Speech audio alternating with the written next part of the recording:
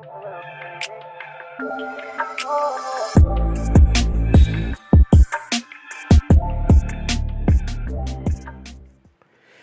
how's it going, everybody? Welcome back to the channel. And so in today's video, I want to deep dive more into the iPhone 16e. This is a big topic that's going around. A lot of the tech nerds are talking about it, and I'm going to throw my hat in the ring and give you guys what I think about it. But before we get into that, if you guys could do me a solid and smash that like button, I would truly appreciate that.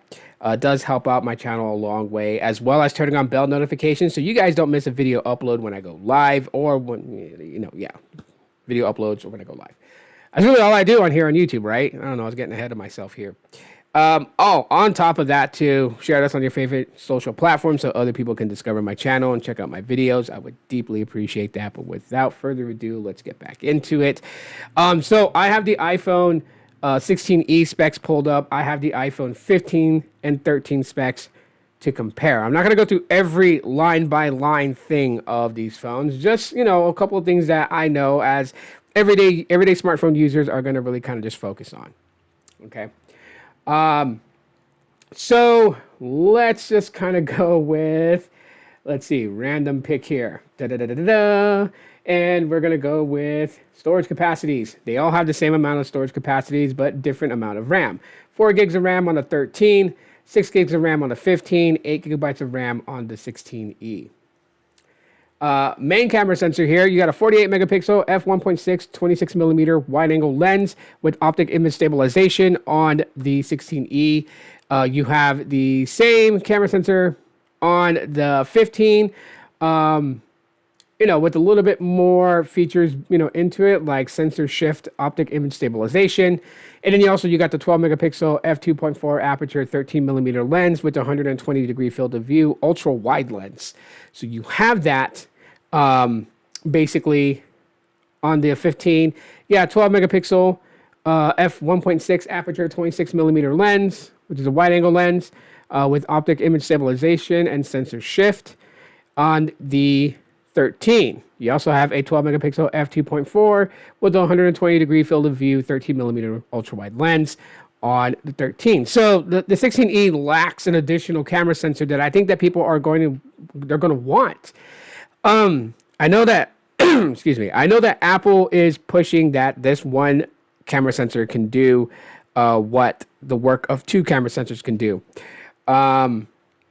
So it's gonna be very interesting because like in my opinion, is this lens just an ultra wide lens? And so when you're in regular camera mode and not in ultra wide mode, it is cropping in a zoom format for a normal picture. What's happening here? Because the work of 2 is going to be main wide angle lens and an ultra wide angle lens. That would be what the work of 2, in my opinion, as somebody that goes on Instagram and does a lot of things, is going to expect out of this thing. So if it's not able to do that, then okay, that's a fail in my book. The 15 and the 16e have about almost the same selfie cam. Both have an f1.9 aperture rating, although the 15 has a 23 millimeter wide angle lens and it has a PDAF. Whereas on the 16e, it doesn't list that there. You got the same 12 megapixel selfie cam on the 13, but it's at a f2.2 aperture rating and a 23 millimeter lens. And what the aperture is just how much light it lets in with low light. So how long the shutter stays open to allow light to come in so it can take the shot of something that has not so good lighting. That's what the aperture is all about. Let's see, did he even really talk about the battery? Nope, they don't really have much of the battery specifics. Let's see, it comes in just 2 colors, black and white, whereas the other 2 have variations of different colors that fits people's liking. Of course, they don't have Antutu benchmarks because the phone's not actually out yet. Let's see, the 16e and the 15 both have Type-C. However, the 15 has USB Type-C 2.0 with DisplayPort.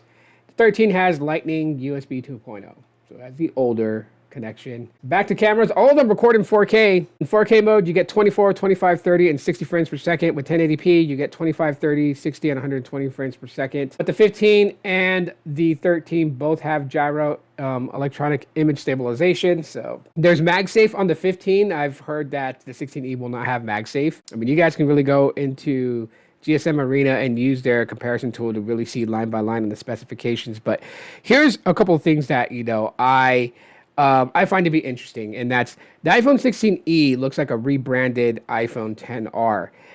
We know that it's not a special edition. It's not a callback to an older model, older design type of thing. That's not that. So at $599, which is what this thing is priced at, why couldn't they put the dynamic island for Apple fans? Like right now, I'm going from the seat of an Apple fan, not somebody that's like, you know, Android over Apple and all this other stuff.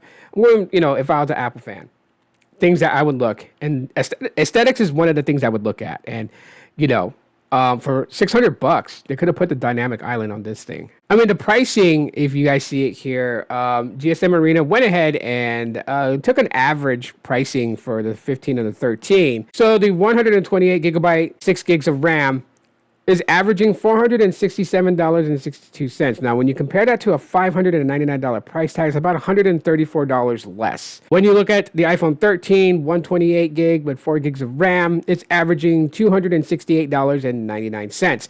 So two devices that are far less. One has dynamic island, right? Okay, the iPhone 13, you can't complain about that. They hadn't come out with the dynamic island when the 13 was released. Otherwise, they would have had it. The 14 has it.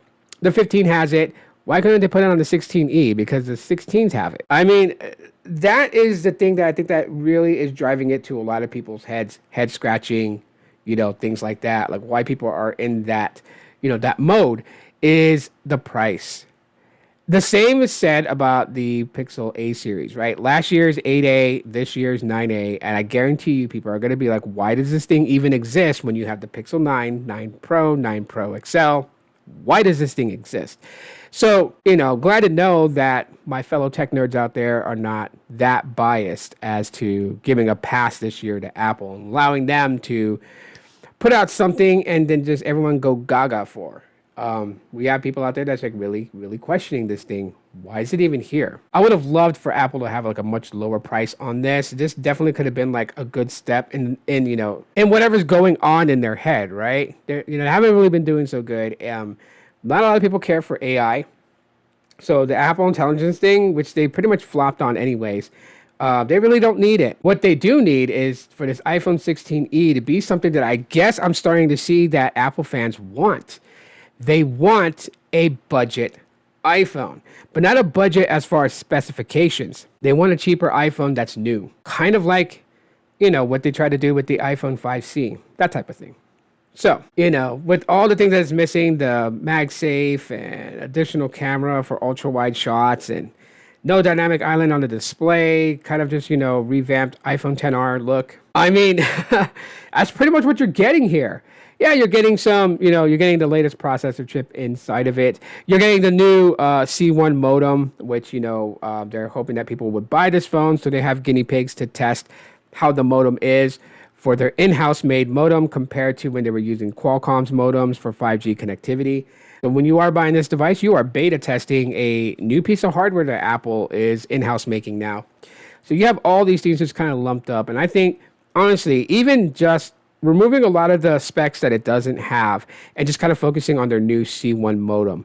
And if they were to just, you know, really want more people to get it, wouldn't a price tag of $449 would have been the better move?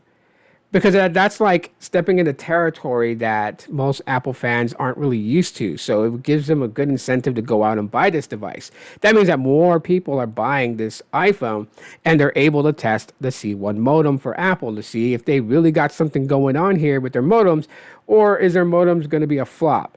You know, there are people that's like, oh, well, you know, Apple should in-house make their own modems because Google does. Google does not. If people don't know that. It doesn't. Okay, they have the Tensor G chip, which is technically quote unquote in-house made with the assistance of Samsung helping them on how to build this chip, but they're using Exynos modems and those modems are built by Samsung. So no, there's no in-house modems made by Google. And so since Apple's stepping into this territory, the only time will tell to see if this thing is going to connect good. But those are my thoughts on the iPhone 16e and just, some of the things that I agree with people that are questioning it. It's not to say that just because you may like this phone and think it's something that you want to spend your money on, that, it's taboo for you to buy it. That's the thing that I don't like about the tech space, is that people kind of like base all their judgments on what the community thinks. And sometimes you got to go against the community. Sometimes you just got to go what makes you happy. People ask me, why do I have the Nothing Phone 1? That's an old phone. It's not even a flagship phone, and it's going to be obsolete. Yeah. Okay, it's still my money. I bought the phone and I enjoy using it. The same way like I got the OnePlus 9 and I enjoy using that phone. So not everything has to be based on what the community feels. Sometimes it's okay to go with what you want. But if you're going to try to justify a $599 price tag starting off for the iPhone 16e, that's where you'll have no ground to stand, in my opinion. That's all I got to say on this subject. So if you guys agree with me, tell me why in the comments. You guys disagree with me, tell me why in the comments. I'd love to hear other people's perspectives. Thanks for checking it out. Smash the like button, share it on other social platforms. Thanks for checking out today's video. I'll talk to you on the next one. And as always, aloha.